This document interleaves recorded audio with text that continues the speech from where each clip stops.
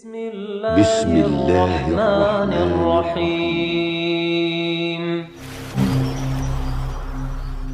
بسم الله الرحمن الرحيم الحمد لله والصلاة والسلام على رسول الله وعلى آله وأصحابه أجمعين أما بعد. Kita lanjutkan dari kitab Adabu Muallimil Quran wa Muta'allimihi, adab murid dan guru, atau adab pengajar dan orang yang belajar. Kita masuk pada halaman 19. Faslun, ta'limul muta'allimin fardu kifayatin. Mengajari orang yang belajar, mengajari orang yang ingin belajar, fardu kifayah. Hukumnya fardu kifayah. Fa illam yakun man yuslih lahu atau man yasluh lahu man yuslih lahu illa wahidun ta'ayyana alaih. Fa illam yakun man yasluh lahu illa wahidun ta'ayyana alaih. Kalau seandainya di sana tidak ada orang yang pantas untuk mengajar, illa wahid, kecuali satu orang, ta'ayyana alaih, maka hukumnya tadi berubah menjadi fardu ain. Jadi gini, mengajari orang lain ilmu agama ini hukumnya fardu kifayah, itu hukum asal. Namun kalau seandainya di wilayah tersebut tidak ada orang yang mumpuni kecuali dia sendiri, maka hukumnya fardu ain. Jadi bukan ini perkara sepele ya ikhwan para jamaah. Ada dia, cuman dia dewek bahasa kitanya, nah yang di Masjid Al-Ihad ini yang pinter ngaji, yang lainnya tidak baca ngaji. Apa hukumnya dia mengajari? Fardu ain. Jadi bukan perkara sepele masalah mengajari ilmu ini tadi. Sungkan Ustaz, masih banyak yang lain. Tidak masalah kalau masih banyak yang lain, berarti terwakili kan. Namun ternyata tidak ada yang mau mengajar dan tidak ada yang mumpuni kecuali dia, maka pindah hukumnya ke fardu ain. Mengajari orang ada dua macam. Kesimpulannya ada dua macam. Yang pertama hukumnya fardu ain atau fardu kifayah. Yang pertama hukumnya fardu kifayah. Kapan fardu kifayah? Kalau di sana ada jamaah yahsul at-ta'lim ba'dhum bi ba'din. Kalau di sana ada sebagian orang yang sudah mengajari, sebagian mereka mengajari yang lain, maka sudah terwakili. Jadi tidak setiap orang itu ikut berdakwah, tidak setiap orang ikut ngajarkan, tidak masalah. Namun kalau di sana sudah ada yang mewakili. Misalkan di jamaah al-jihad ini tadi tidak ada orang yang mau ngajari, dalam keadaan banyak yang mumpuni bacaan Al-Qur'annya, maka semuanya yang mumpuni tadi berdosa. Ini perlu diperhatikan. Di kita, khususnya di Palembang ini, kalau mau dihitung-hitung mungkin yang baca Al-Quran itu banyak yang bisa. Ya Pak, sangat banyak. Tapi posisinya tidak ada mau memberikan pengajaran. Berapa banyak masjid-masjid umum itu kosong dari pengajaran ngaji. Coba bisa bayangkan, kalau seandainya satu wilayah RW tidak ada yang mengajari baca Al-Quran, dalam keadaan di sana ada orang yang mumpuni untuk mengajarkan, ya tidak mestilah harus seperti bacaan Al-Qurannya mirip-mirip Mahir Muaikili, Sudes, ya enggak? Ya, yang penting benar bacaannya. Ada tajwidnya, Tidak mesti suaranya bagus, merdu, tidak mesti. Yang penting dia bisa mengajari, maka wajib bagi dia untuk mengajari. Kalau ternyata mereka-mereka yang punya ilmu ini tadi tidak mau memberikan pengajaran, hukumnya berdosa. Yang kedua, pengajaran fardu ain. Kapan itu tadi? Yaitu tadi, ketika tidak ada yang mumpuni untuk ngajari kecuali dia, maka wajib bagi dia untuk ngajari. Contoh, misalkan dalam ilmu pembagian waris, satu kota Palembang ini tidak ada yang bisa mengajari ilmu waris kecuali satu orang, namanya Ahmad. Hukum mengajar tadi adalah fardu kifayah. Namun ketika tidak ada orang kecuali dia, berubah menjadi apa? Fardu ain. Difahami di sini kawan-kawan? Jadi kawan-kawan, kita pembahasan Al-Quran ini ya, bukan ilmu-ilmu yang lain. Jadi kawan-kawan yang baca Al-Qurannya sudah bagus, kalau tinggal di suatu lingkungan dan dia tidak mau mengajari orang, dalam keadaan orang tersebut butuh ya, orangnya butuh.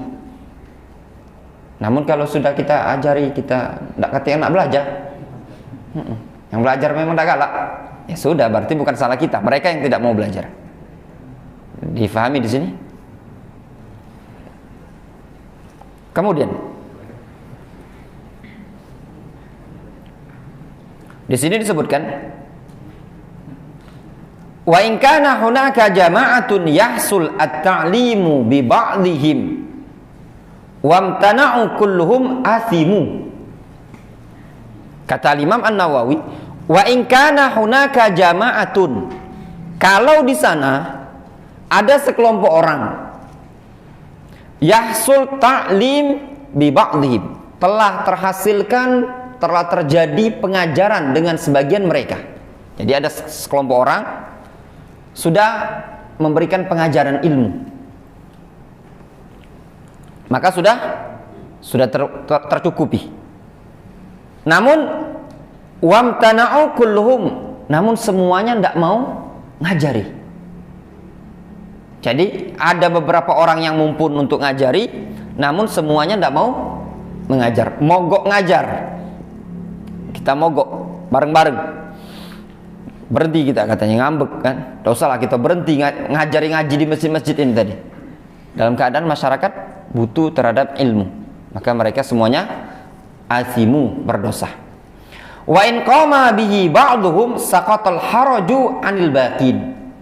Kalau seandainya ada satu orang atau sebagian mereka saja yang melaksanakannya, yang menegakkannya pengajaran tadi, saqatal haraju anil baqin, maka gugur tanggung jawab atau kewajiban bagi orang lain.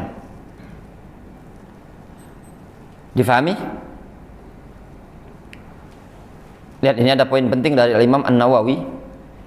Wa in tuliba min ahadihim famtana'a fa'adharul wajhain annahu la ya'sam lakinnahu yukrah lahu dzalika idza lam yakun lahu udhrun. Kata Al-Imam An-Nawawi, kalau salah seorang di antara mereka yang mumpuni untuk ngajar tadi diminta untuk ngajar, misalkan ada 5 orang, Idil, Ikram, Yusuf, Rafiq, ada orang datang ke Rafiq, Rafiq bisa ngajarin ngaji. Famtana'a, Rafiqnya tidak mau ngajar. Fa'adharul wajhain annahu la ya'sam, maka pendapat yang terkuat dari 2 pendapat bahwasanya Rafiq tadi tidak berdosa. Kenapa tidak dikatakan tidak berdosa? Karena masih ada harapan yang lain. Difahami gambarnya? Jadi kalau ada beberapa orang di wilayah tersebut, ya, ada beberapa ustadz, salah satu di antara mereka diminta untuk ngisi kajian, dia tidak mau, maka tidak berdosa karena masih terwakili yang lain. Namun kalau semuanya tadi tidak mau, enggan, semuanya berdosa. Namun pada saat itu dia belum berdosa. Lakinnahu yukrahu lahu dzalik. Nah, akan tetapi tindakan itu tidak disukai. Dikategorikan makruh. Idza lam yakul lahu uzrun. Kalau dia tidak punya uzur. Intinya dia tidak dosa, walaupun tidak ada uzur, sungkan dia ngajar. Memang sungkan ngajar. Dia pengennya malam-malam tuh bukan ngisi kajian, dia ada usaha gitu loh, ada bisnis, ada jualan, malam mau jaga jualan. Ya, kalau tidak ada uzur maka makruh. Namun kalau ada uzur maka tidak masalah. Afwan, tidak bisa ngajari antum malam itu, badan tidak kuat kalau keluar malam dingin. Atau dia mengatakan aku sudah ada jadwal, tidak masalah. Jauh misalkan, itu uzur kan. Namun bukan uzurnya Ustadz bisa ajari ngaji Ustadz, enggak. Ustadznya Masya Allah mumpuni dia. Wah, malam itu lagi laris-laris cuma dagangan kalau malam itu.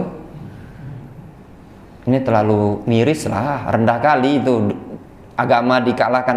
Kalaupun dia tidak mau ngajar ada uzur, janganlah uzurnya dagang. Ya kan? Masa urusan akhirat kalah sama urusan Rasul mengatakan apa? Khairukum man ta'allamal Qur'an wa 'allamahu. Sebaik-baik kalian orang yang mengajarkan Al-Qur'an dan mempelajarinya kan? Ini minta ajari ngaji, dia pilih dagang bakso masalahnya kan? Yang terlalu rendah. Atas tabdiluna alladhi huwa adna billadhi huwa khair.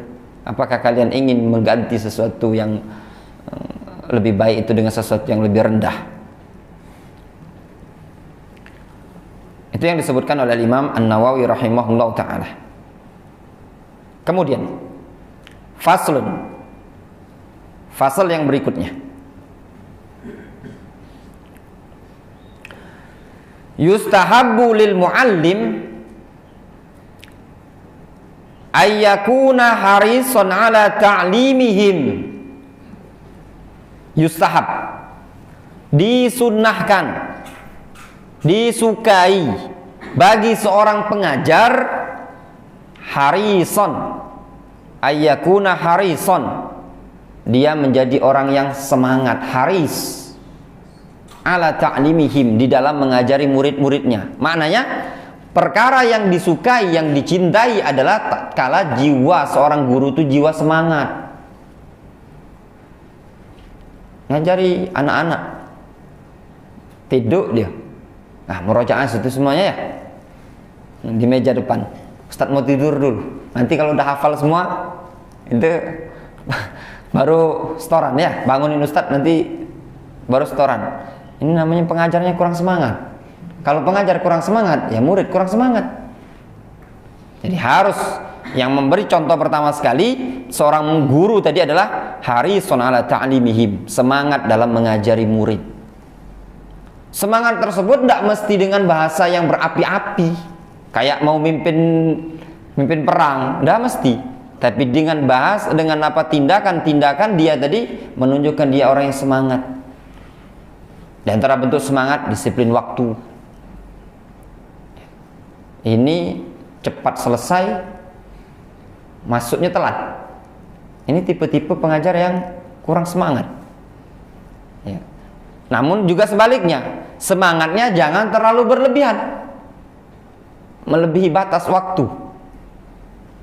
Saya ingat dulu ada pengajar semangat sekali dia. Jadi dulu ada di Yaman dulu, malam itu biasanya pelajaran tajwid. Jadi ada salah seorang pengajar, dia ngajar tajwid untuk pemula. Ramai sekali orang-orang waktu itu belajar. Itu sampai jam 9 malam. Masih jam 9. Padahal udah jam 9 malam tuh tidak diperbolehkan ngajar lagi. Masih di masjid itu. Halakonya itu kan, majelisnya itu masih. Orang udah bubar, tinggal dia kelompok itu deh yang banyak, lumayan banyak, sampai 50-60 orangan yang baru-baru.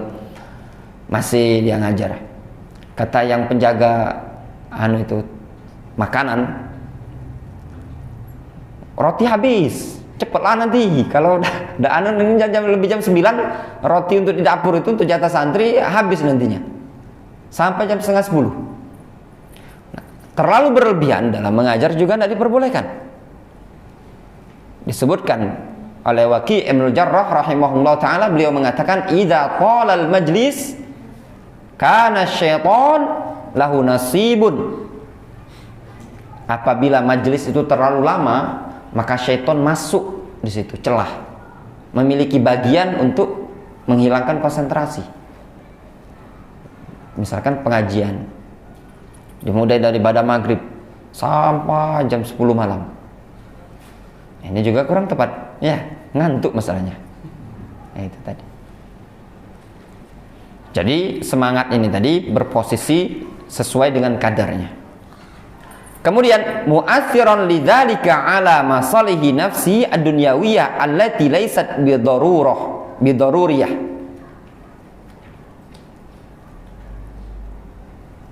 Mu'athiran lidzalik, serta pengajarannya tadi memberikan pengaruh.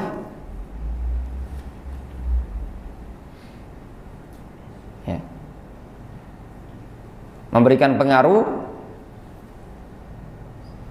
ala masalihi nafsi, terhadap maslahat duniawiyah pada diri dia, allati laysat bidaruriyah,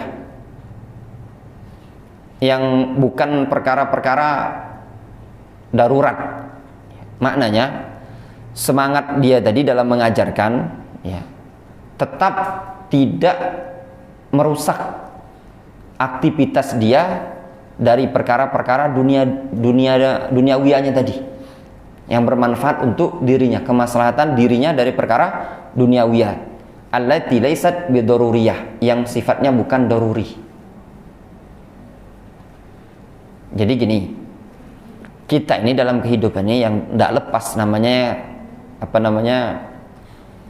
butuh, ya, butuh makan, butuh hidup. Jangan sampai semangat dia ngajar itu tadi itu sampai dunia tidak dipikir lagi sama dia. Ya, gimana dia mau makan dan yang lainnya tadi? Dia di masjid terus. Siapa yang mau belajar silakan datang ke masjid. Mulai dari ba'da subuh sampai kapan? Sampai jam 9 malam. Mulai dari Iqra 1, Iqra 2, Iqra 3. Tekepor apa itu tadi? Nah, yang seperti ini tidak diperbolehkan juga. Makanya kata Imam An-Nawawi, yustahabbu lil muallim ayyakuna harisan ala ta'limihim, disunahkan bagi seorang muallim untuk semangat dalam mengajari mereka, mengajari murid, mu'athiran lidzalika ala masalihi nafsihi ad-dunyawiyah allati laysat bidaruriyah, serta mempunyai bekas pengaruh terhadap pengajaran tersebut, bagi pengajaran tersebut terhadap masalah diri dia yang sifatnya duniawiyah namun bukan perkara darurat. Darurat itu harus. Tapi kalau perkara-perkara yang sifatnya harus, maka boleh bagi dia meninggalkan pengajaran tadi. Tidak masalah. Afwan, libur dulu. Beras telah habis, Ustaz nak dagang dulu. Ya, juga tidak masalah, sifatnya darurat. Ya. Jadi maksud yang disebutkan oleh Imam An-Nawawi, dibarengi dia semangat tadi, juga tidak menghambat aktivitas yang lain. Tetap memberikan pengaruh untuk kemaslahatan diri dia yang sifatnya duniawi, meskipun bukan perkara darurat. Kemudian beliau menyebutkan wa ayyufarrig qalbahu fi hali julusihi li iqra'ihim minal asbab asyagilah kulliha. Di sini disebutkan wa ayyufarrig qalbahu, seorang pengajar hendaklah memfokuskan hati, fokuskan pikiran, fi hali julusi, ketika dia duduk, liqra'ihim, untuk mengajari murid, minal asbab asyagilah kulliyah, dari sebab-sebab yang menyibukkan. Maknanya seorang pengajar ini juga penyakit pengajar zaman sekarang, HP, ya, handphone. Lihat kata Imam An-Nawawi, seorang pengajar ketika dia ngajar hendaklah memfokuskan hatinya ngajar yang ngajar. Zaman sekarang termasuk guru-guru sekolah juga sama, ngajar sambil main HP, ya enggak? Di kelas, ya, anak itu kerjakan PR ya, untuk matematika, kasih PR di papan tulis, gurunya main HP. Karena apa lagi, mungkin seandainya sambil kajian, ya, kajian juga perkara yang tidak bagus. Misalkan gambaran dia lagi kajian, lisannya ceramah, tapi ini tangannya tadi sambil dia tadi ya, hendaklah kita senantiasa beribadah kepada Allah, tak tak tak tak. Ya, itu kurang bagus dalam mengajar, namanya menghilangkan konsentrasi. Apalagi kalau ternyata perkaranya tadi bukan perkara yang darurat, ternyata dilihat, oh ya tidak banyak orderan ini tadi kan, itu perkara-perkara yang kurang bagus, namanya asbab asyagilah. Itu semua dikosongkan. Ini juga berlaku bagi yang belajar. Nah, termasuk ini tadi handphone, ya. Kadang yang belajar tetot ada suara tadi, kurang bagus. Jadi semuanya ketika di majelis ilmu sama-sama memfokuskan. Jadi bukan sambil main HP. Ini juga kadang dari jamaah-jamaah kadang kalau ketika kajian sambil balas chatting, yang itu yang chatting, yang SMS juga kadang sambil nelpon, jangan, tidak bagus. Ini termasuk apa? Asbab asyagilah, ya, sebab-sebab yang menyibukkan. Wahya kathiratun ma'rufah, ini semua banyak dan ma'ruf. Wa yakuna harison ala tafhimihim, dan juga diantara adab bagi seorang pengajar, harison, semangat untuk memahamkan mereka. Jadi mengajar, ya, seorang guru tipenya apa? Ayyakuna harison ala tafhimihim, semangat untuk memahamkan murid. Jadi keluar dari majelis tadi, murid itu faham. Bedakan pengajar dengan bedakan majelis tadris, pengajaran, dengan majelis muhadharah, ilqaul muhadharah, ceramah lepas atau istilahnya kajian tematik. Bedakan. Di sini kadang ini pembahasannya penceramah ya, ustadz-ustadz. Kadang dia tidak bisa membedakan mana majelis dars, mana majelis muhadharah. Majelis ilmu itu ada dua. Ada majelis muhadharah atau mau'izah atau nasihah. Ya. Ini dengan bahasa yang langsung itu tadi. Dia berapi-api tidak masalah. Kemudian dia bahasanya lancar juga tidak masalah. Namun kalau majelis pengajaran, dia ngajar anak-anak atau ceramah, ngajarkan fikih, tapi lancar, ya mirip khutbah, ngajar fikih tapi gayanya khutbah. Gimana yang lain bisa paham? Majelis pengajaran itu harus diulang-ulang, dijelaskan ini gambaran suratul masail, ini kasih contoh seperti ini. Jangan kebalik, ketika ceramah atau khutbah gayanya seperti ngajarkan fikih, pas dia ngajar, ya majelis pengajaran itu malah cepatnya luar biasa, sampai ditanya sama jamaah, apa yang mantap, apa ceramah ustadz tadi, apa kesimpulannya? Mantap. Itu berapi-api ya, banyaknya dalilnya, apa dalilnya? Banyaknya itu tadi. Tidak bisa dia nyimpulkan. Kenapa? Bukan salah sebenarnya, bukan masalah jamaah yang tidak paham, ya. Masalahnya ustadznya ketika ngajar tadi metodenya metode khutbah, ya, ngalir gitu loh. Metode muhadharah tidak seperti itu.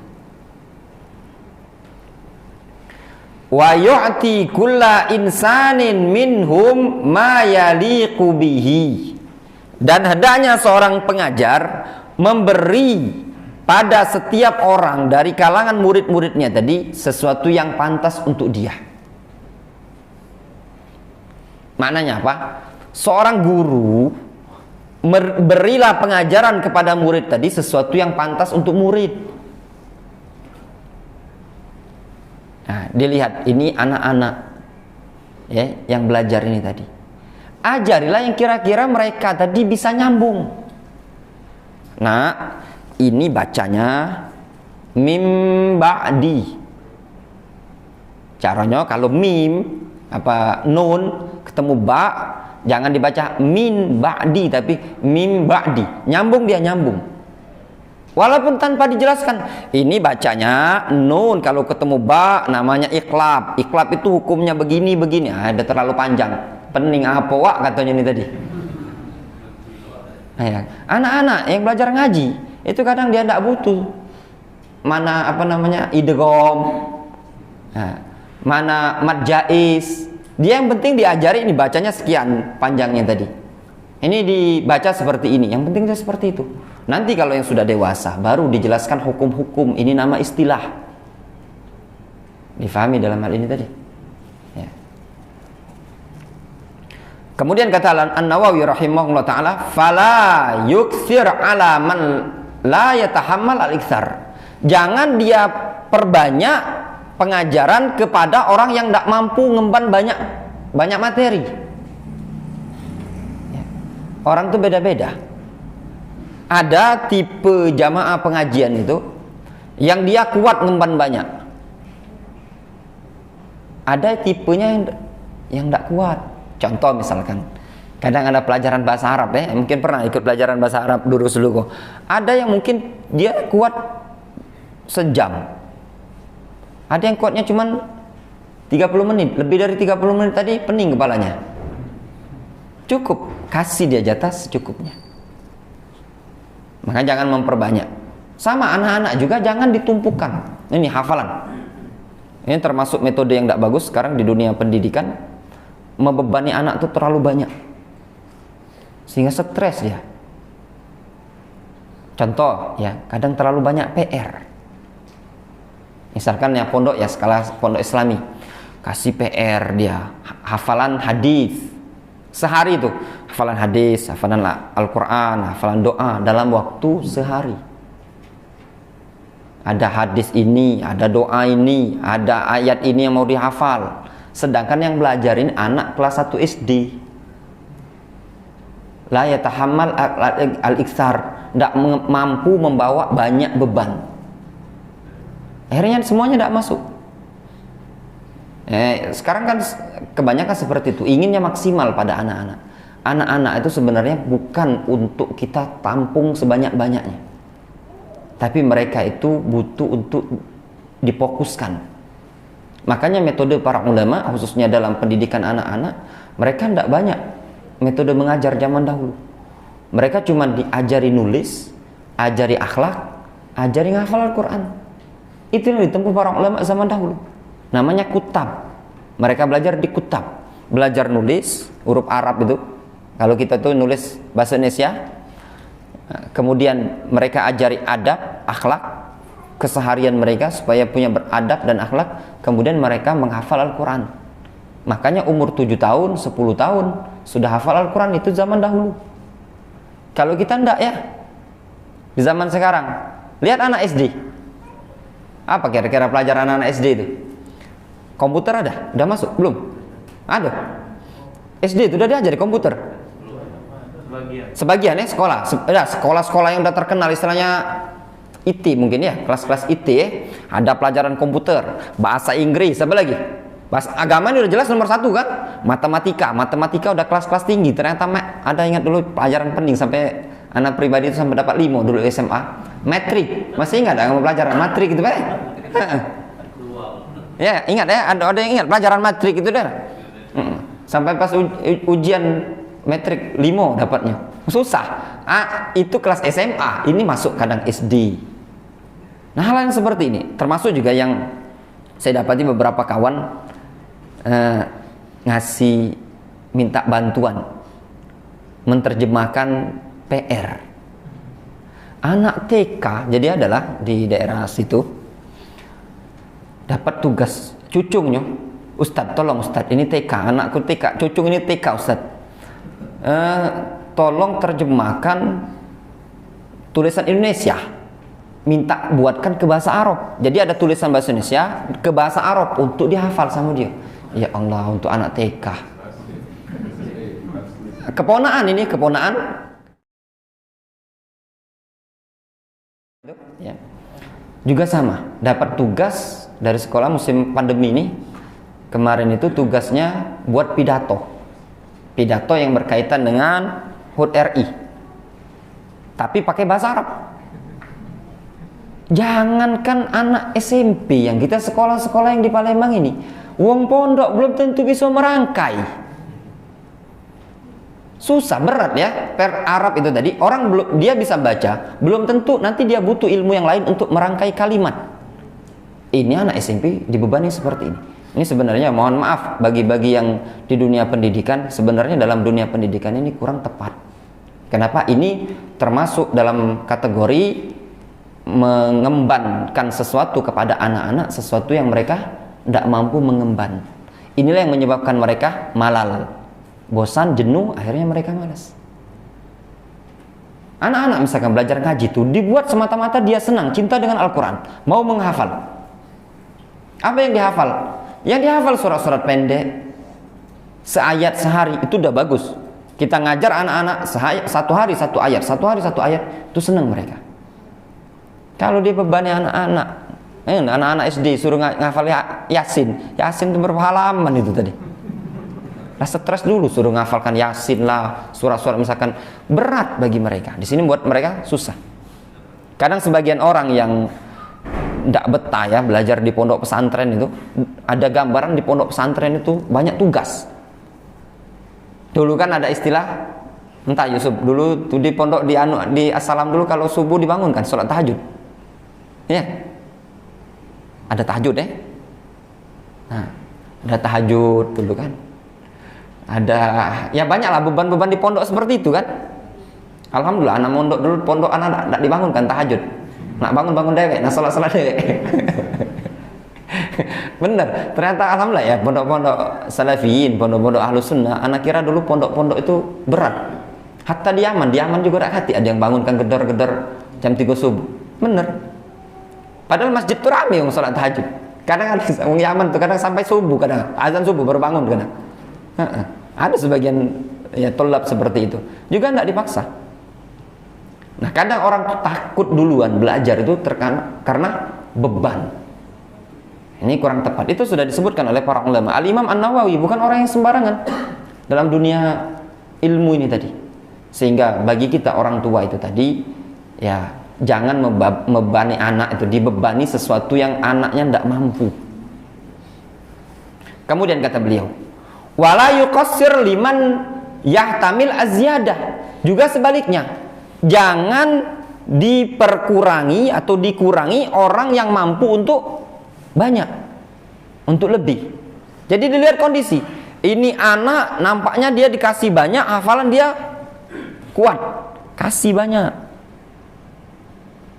Ada yang tidak mampu, ya sudah. Masing-masingnya sesuai dengan kemampuan mereka, tidak masalah. Kemudian apa? Wa ya'muruhum bi'i'adati mahfudhatihim. Seorang guru wajib untuk memerintahkan murid untuk ngulang-ulang hafalan mereka. Namanya murojaah. Ya, anak-anak itu kalau anak-anak yang menghafal, saya Rofi ngajari anak-anak. Anak-anak itu jangan disuruh ngafal terus. Disuruh apa? Murojaah. Ada namanya murojaah. Ingat ya, murojaah, bukan ngorok jaah. Itu istilah kami di pondok dulu, ngorok jaah. Tidur bahasa kita, ngorok itu tadi kan. Ya, dianjurkan untuk murojaah. Wa yuthni, ini juga adab seorang guru. Wa yuthni ala man zaharat najabatuhu malam yukhsha alaihi fitnah, atau malam yakhsha alaihi fitnatan bi'ajabin aw ghairihi. Dan hendaknya seorang guru memuji, menyanjung murid yang nampak padanya kecerdasan. Ada murid yang cerdas, disanjung. Masya Allah, ahsanta, barakallahu fiik. Masya Allah ya ikhwan, beliau ini adalah orang yang misalkan sampai mungkin digelari ya, kalau dia bagus bacaan suaranya, Masya Allah, mukri itu ahli qiraah ya. Saya kunu mukri'an insyaallah, dia jadi qori insyaallah. Atau mungkin gelar-gelar yang pujian yang bagus untuk dia, untuk menyemangati, namanya litashji', dalam rangka menyemangati. Itu tidak masalah, diperbolehkan dengan ketentuan apa? Malam yakhsha alai fitnah, selagi tidak dikhawatirkan padanya apa? Fitnah. Orang tua boleh memuji anaknya. Dilihat anaknya tadi dapat nilai yang bagus, dipuji, Masya Allah. Nah, Dek, itu tadi. Tingkatkan belajarnya. Masya Allah, ini anak Abi, anak Umi, orangnya pinter, dipuji, diperbolehkan selagi tidak dikhawatirkan padanya fitnah. Apa bentuk fitnah? Seperti dia terlalu i'jab, kaget, buat dia ujub. Oh ya, aku ini dipuji sama ustaz, hafalanku paling kuat di sini, yang lain juga. Nah itu namanya terlalu membuat dia sombong, ya. Sebagaimana yang dulu kita ceritakan, pujiannya Abu Hanifah kepada Abu Yusuf, murid beliau, Abu Yusuf Al-Qadhi. Ketika Abu Yusuf rahimahullah ta'ala sakit, dikunjungi Abu Hanifah. Ketika Abu Yusuf sedang pingsan, Abu Hanifah mengatakan, dia ini Abu Yusuf ini seorang yang sudah mapan ilmunya. Sebenarnya kalau dia ini panjang umur, dia yang akan menjadikan aku jadikan sebagai penggantiku. Ternyata setelah sembuh Abu Yusuf, kawan-kawannya ngomong, tadi Abu Hanifah bilang, kamu itu ilmunya mapan. Kalau Abu Hanifah meninggal dunia, engkau akan diminta menggantikan beliau untuk mengajar. Ketika itu Abu Yusuf terfitnah dengan pujian Abu Hanifah. Akhirnya dia tidak belajar lagi ke majelisnya Abu Hanifah. Dia buat majelis dewek. Ditanya sama Abu Hanifah, mana Abu Yusuf? Abu Yusuf tidak datang, kata kawan-kawannya sudah buka majelis dia tadi. Kalau ditanya, mana kajiannya tadi? Buka pengajian Ustaz, masjid sebelah itu. Nah, akhirnya Abu Hanifah ngutus seseorang, coba engkau bertanya kepada Abu Yusuf. Tanyakan permasalahan-permasalahan ini. Ditanyakan masalah muamalah, fikih muamalah, seseorang yang punya kain diupah ke tukang jahit. Kemudian ketika itu ternyata Abu Yusuf tidak bisa jawab. Dia pun datang kepada Abu Hanifah. Tidak tahu jawaban, nanya ke gurunya. Nah, kata Abu Hanifah, orang yang rela meninggalkan majelis ilmu, namun mengajar dalam keadaan masih belum bisa menjawab permasalahan upah mengupah. Lalu Abu Hanifah mengatakan, man dhanna annahu qad istaghna 'anit ta'allum falyabki 'ala nafsihi. Barang siapa yang menduga bahwasanya dia tidak butuh lagi mengajar, tidak butuh lagi belajar, maka hendaklah dia tangisi dirinya sendiri. Ya. Wallahu ta'ala alam shawab. Sudah masuk Isya. Sedikit lagi ya. Wa man qassara annafahu ta'nifan latifan, kata Imam An-Nawawi, barang siapa yang muridnya tadi kurang pedulian, punya kekurangan, misalkan kurang ada taksir pada dia, ya kurang sempurna lah, dalam artian malas belajar, malas murojaah, annafahu ta'nifan latifan, maka dikasih bentak, itu kasih hardik, dicerca dengan cercaan yang lembut. Tidak masalah. Anak-anak misalnya ya, ternyata tidak dimurojaah sama dia. Pastoran muter-muter. Kalau guru ngaji misalkan, besok hafalkan ya ini, ja misalkan, ja, ya, ja, dia terlalu hamas dia kan, tidak ada syiddahnya, ja, tidak diulang-ulang sama dia, tidak dimurojaah sama dia. Boleh bagi sang guru tadi untuk mempertegas kepada dia, mentaknif, agak keras sama dia, namun dengan yang lembut. Oh, kau udah pacak nih, disiapkan gagang sapu, itu terlalu keras. Ya, gagang sapu. Ya, cukup mungkin, kalaupun harus dipukul, ya untuk pendidikan, pukul dengan yang lembut, gagang sapu. Atau kunci Inggris. Nah ini bukan lagi namanya ta'nifan latifan, ini udah nama mau membunuh, tidak diperbolehkan. Dorban ghairul mubarrih. Malam yakhsha tanfirahu, selagi tidak dikhawatirkan dia lari. Boleh saja kita agak pertegas dia, dimarahi dia, atau bahkan mungkin dipukul dengan pukulan sewajarnya, selagi tidak dikhawatirkan dia lari. Namun kalau dimarah, ini budak kecil dimarah-marah, kau ini cak ini sampai mukul meja, besok dia takut lagi. Ngaji di masjid itu ustadznya marah-marah, tak kalah lagi dia belajar. Ya. Wallahu ta'ala a'lamu bissawab. Insyaallah kita lanjutkan sedikit lagi setelah salat Isya ya. Subhanallah wa bihamdik asyhadu an la ilaha illa anta astaghfiruka wa atubu ilaik. Bismillahirrahmanirrahim. Alhamdulillah wassalatu wassalamu ala Rasulillah wa ala alihi wa ashabihi ajma'in, amma ba'd. Sedikit lagi ya kita lanjutkan yang disebutkan oleh Imam An-Nawawi rahimahullah ta'ala.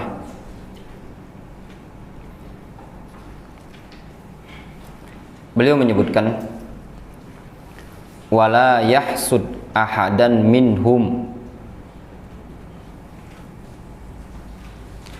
li bara'atin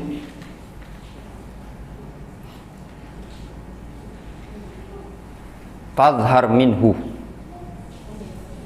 dan janganlah seorang guru hasad kepada seorang pun dari kalangan murid-muridnya li bara'atin tadhhar minhu, dikarenakan kemahiran yang muncul pada murid tadi.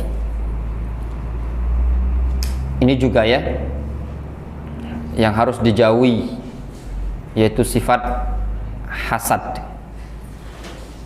melihat muridnya unggul, muridnya pandai, gurunya yang hasad pada muridnya. Suatu kaidah yang namanya ilmu itu rizqun minallahi ta'ala, rezeki dari Allah azza wa jalla. Bisa jadi dengan berjalannya waktu seorang murid itu lebih berilmu dibandingkan seorang guru, dan itu sudah musyahadah, sesuatu yang sudah nyata disaksikan. Berapa banyak murid itu yang lebih unggul dibandingkan gurunya. Nah, ketika sang guru melihat muridnya lebih unggul, janganlah hasad, tidak boleh. Kata Imam An-Nawawi rahimahullah ta'ala, fa innal hasada lil ajanib haramun syadidut tahrim. Dikarenakan hasad kepada orang lain itu adalah keharaman yang sangat-sangat sekali. Fa kaifa lil muta'allim alladhi huwa bimanzilatil walad. Terus bagaimana kedudukannya kalau seandainya hasad tersebut ditujukan kepada murid yang dia tadi berposisi bagaikan anak kita? Sesuatu yang tidak pantas ya, hasad kepada murid. Yang murid tadi posisinya apa? Bagaikan anak kita.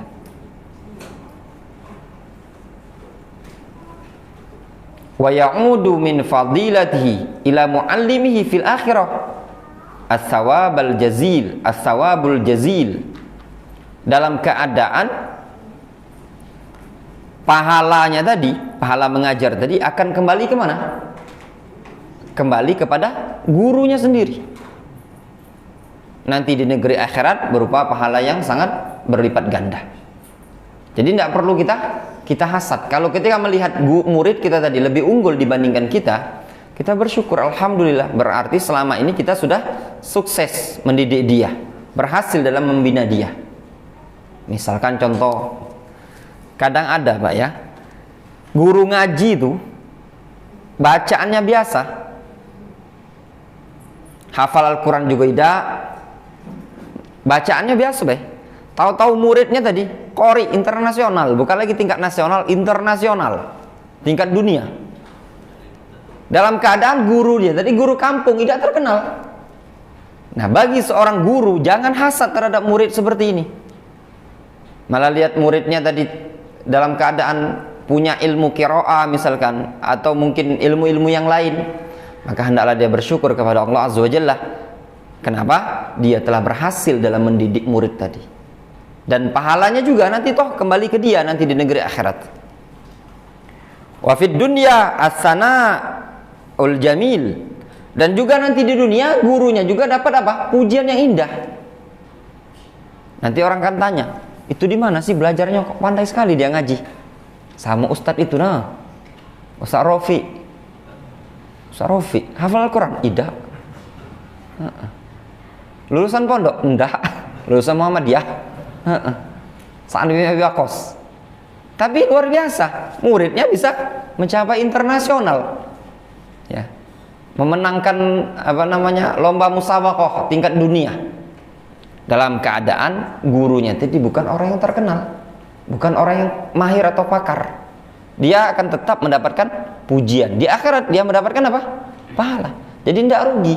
Justru orang yang hasad pada muridnya, lihat muridnya unggul malah dia membencinya. Nah, ini penyakit yang tidak bagus. Kemudian satu bab lagi ya, fasl berikutnya. Wa yuqaddim fi ta'limihim idza izdahamu al-awwala fal awwal. Hendaknya dia sang guru tadi mendahulukan ketika mengajari mereka, idza izdahamu, tatkala muridnya desak-desakan, maka dahulukan yang mana? Al-awwal fal awwal. Yang pertama kemudian yang pertama berikutnya. Jadi misalkan dia punya banyak murid, maka yang duluan untuk setoran, yang dulu datang. Difahami? Ya, ini ngaji. Fa in radiyal awwal bi taqdimi ghairihi qaddamahu. Namun kalau yang pertama tadi ridho, orang lain didahulukan, maka tidak masalah. Diperbolehkan bagi dia untuk mendahulukan yang lain. Misalkan yang datang pertama kali itu Ikram ini. Ya, siapa nama antum? Aidil. Nah, kata Ikram, bela Ustaz, dia duluan. Aku terakhir bela setoran. Anak-anak itu biasanya ya, dia senengnya kadang ada yang seneng duluan. Kalau udah setor, baca Quran, baca Iqra, udah dia pengen main. Nah, mereka yang datang duluan, mereka adalah layak untuk kita dahulukan dalam mengajarinya. Suatu kaidah yang disebutkan oleh para ulama, man sabaqa ila amrin mubah fahuwa ahqqu bihi. Barang siapa yang dahuluan mendatangi perkara yang mubah, maka dia lebih berhak untuk mendapatkan perkara tersebut. Wa yanbaghi ayyudhhir lahum al-bishr wa talaqatul wajh.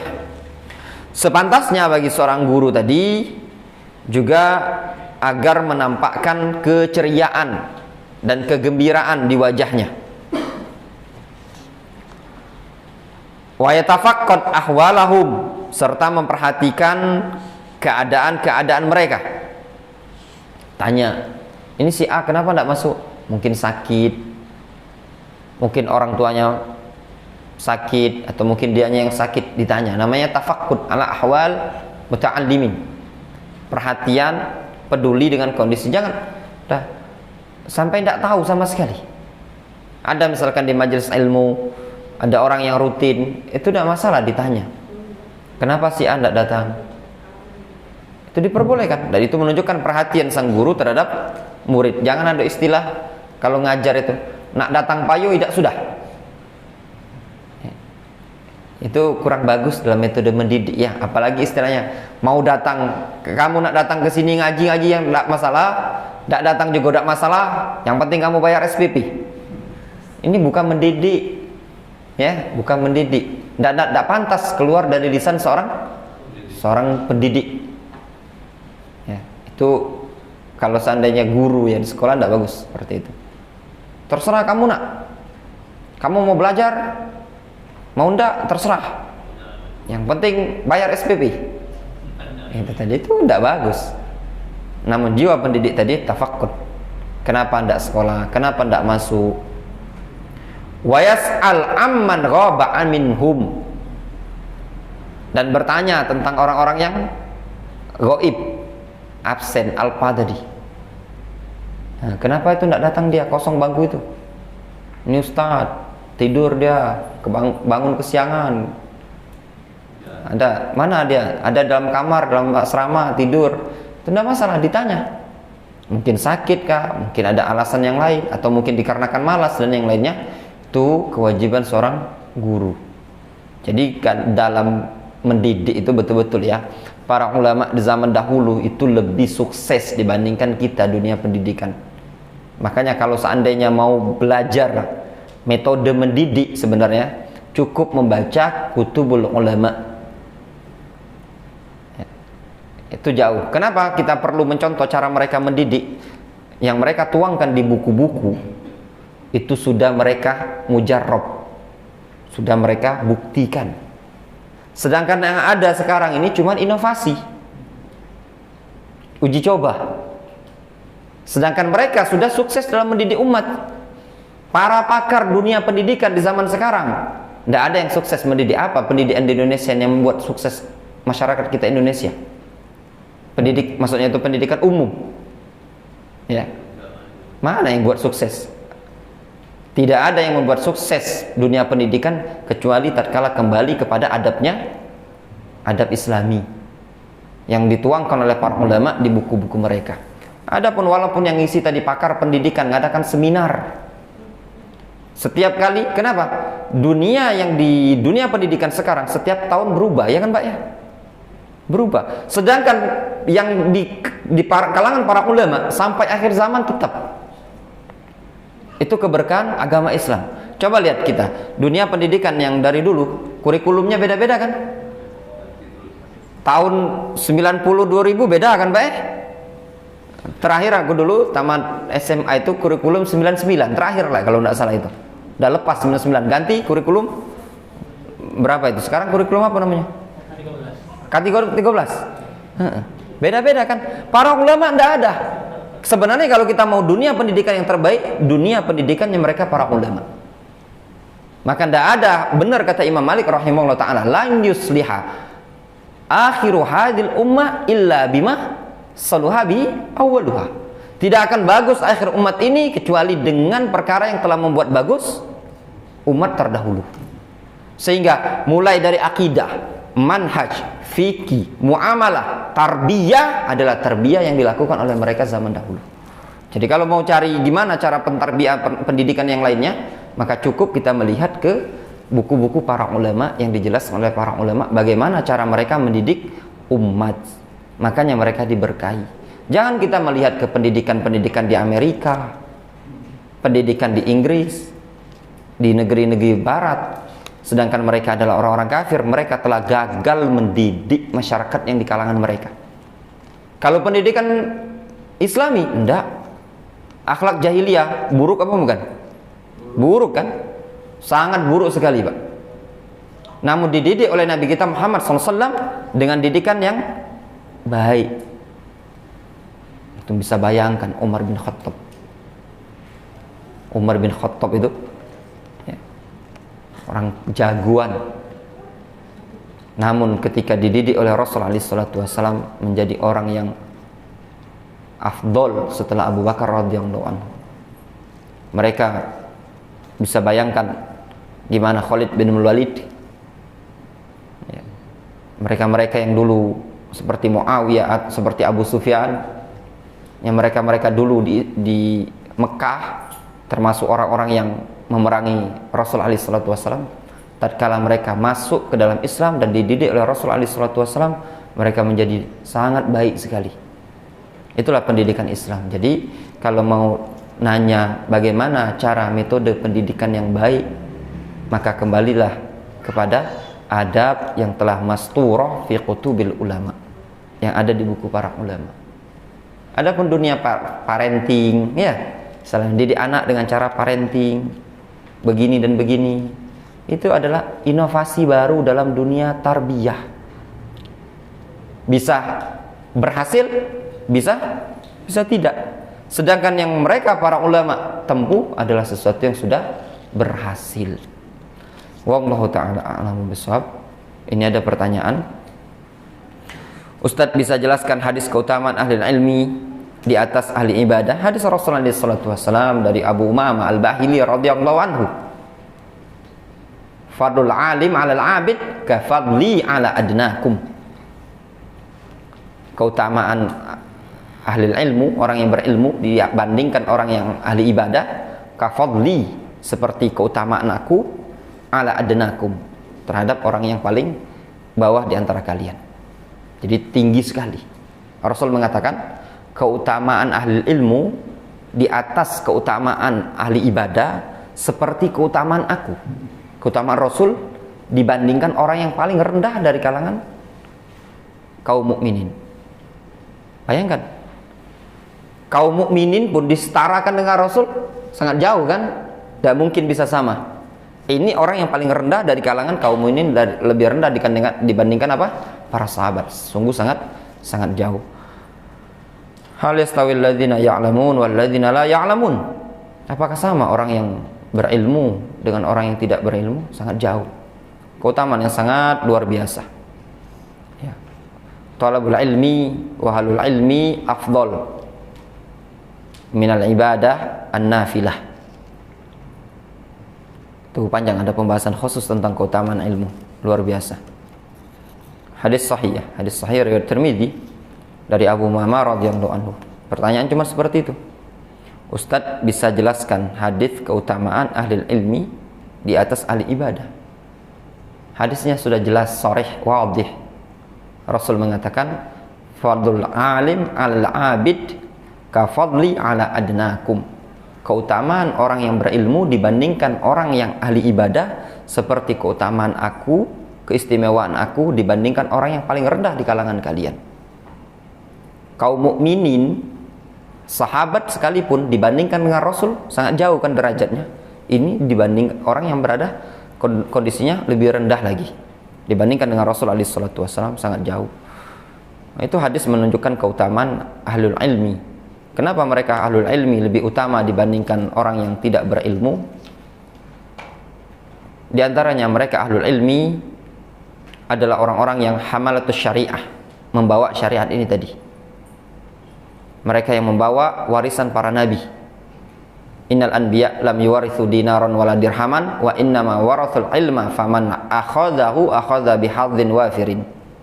Sesungguhnya mereka para nabi tidak mewariskan dinar, tidak pula dirham, namun mereka mewariskan ilmu. Barang siapa yang mengambil ilmu tadi, maka dia telah mengambil bagian yang sangat besar. Syahidallahu annahu la ilaha illahu wal malaikatu wa ulul ilmi qa'iman bil qist. Allah Subhanahu wa taala bersaksi bahwasanya tidak ada sesembahan yang berhak disembah melainkan Dia. Wal malaikah, malaikat juga ikut bersaksi. Wa ulul ilm, dan juga ahli ilmu. Innal malaikah hatta al-hitan yusalluna ala muallimin nas al-khairah. Sesungguhnya malaikat, meskipun ikan yang ada di dalam lautan, mendoakan kebaikan bagi orang yang mengajarkan ilmu. Sangat banyak sekali hadis-hadis menunjukkan keutamaan ilmu. Sudah dibukukan oleh para ulama dalam kitab-kitab mereka, diantaranya Al-Imam Ibn Abdul Bar dalam kitab beliau Jami' Bayanil Ilmi wa Fadlihi, dan juga Al-Imam Ibn Qayyim rahimahullah ta'ala dalam kitab Miftah Daris Sa'adah. Wallahu ta'ala alam shawab. Ada yang lain tanyakan? Sisa 5 menit lagi, kita mau langsung pulang masalahnya. Jam 9 kita ada pelajaran malam Pak, di santri di Sako, jam 9 malam sampai jam 10 malam. Jadi balik ini langsung ngajar lagi. Cukup Pak ya? Ya silakan Pak. Apa benar seorang pengajar atau pendiri itu akan mendapat rahmat dari Allah Subhanahu wa taala? Dan itu rahmat bagi. Bukan saja pengajar, tapi semua kita yang ada di majelis akan turun rahmat.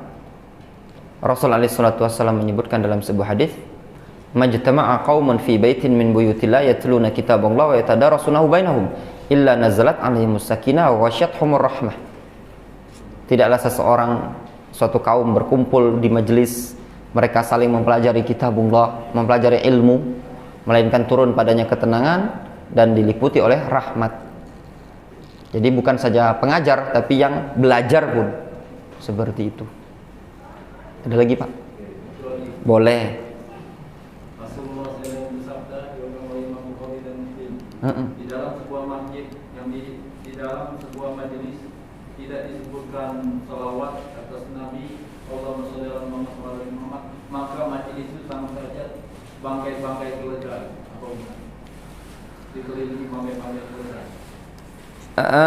Iya, memang ada hadis seperti itu. Ini hadis dibahas oleh para ulama sebenarnya ya. Majelis yang ketika disebutkan Rasulullah SAW tidak berselawat, tinggal mereka para ulama membahas apakah selawat ini pembahasan fikih nanti.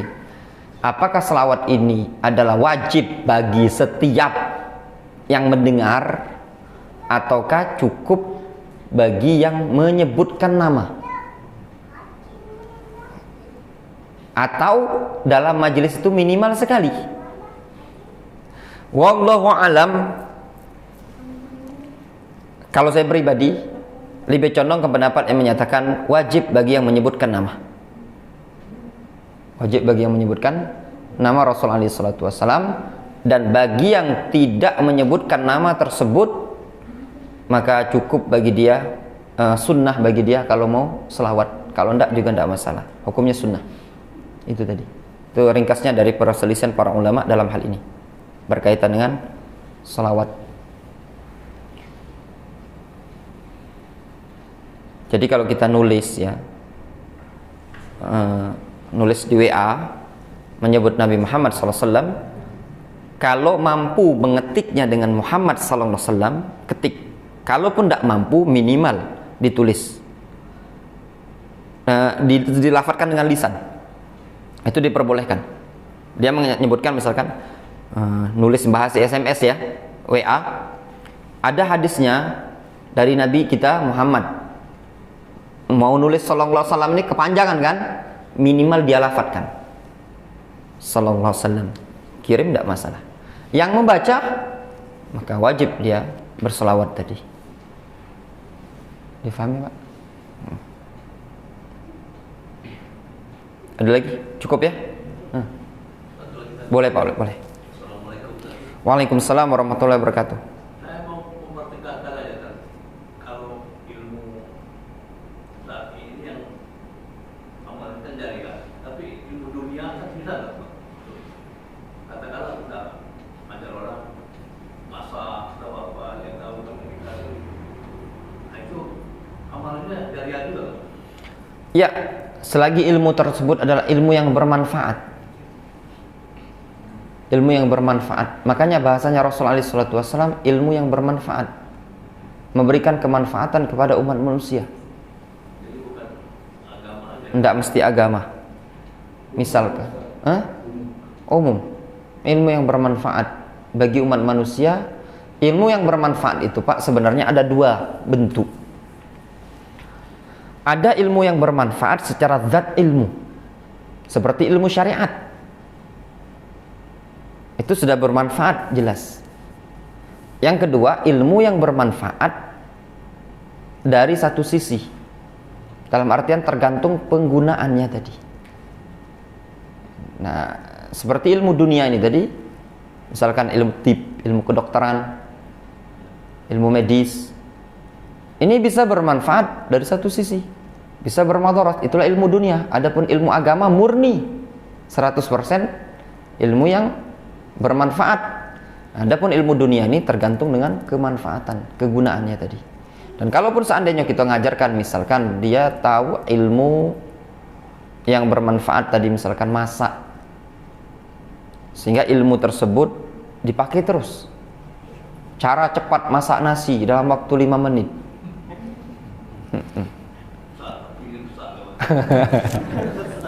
Misalkan, selagi ilmu tadi bermanfaat dan bermanfaat untuk orang lain, insya Allah tetap dia mendapatkan kemanfaatan. Itu tadi. Difahami Pak? Insya Allah ya. Itu tadi.